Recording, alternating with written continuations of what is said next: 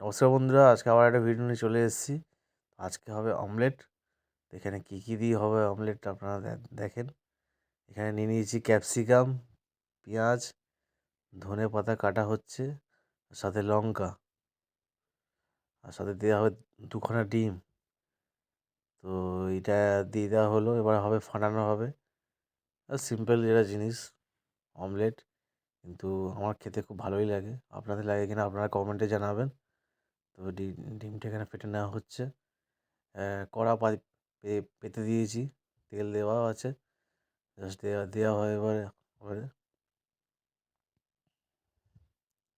এই দিয়ে দেওয়া হলো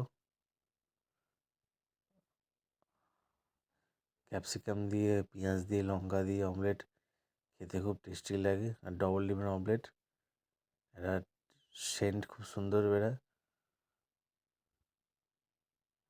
স্ন্যাক্স হিসেবে আছে। এখানে নিয়ে নিয়েছি রাতে সিমুই এক বাটি, রুমালি রুটি, সঙ্গে ছোটো হলো আলুর দম, ঝাল ঝাল একদম।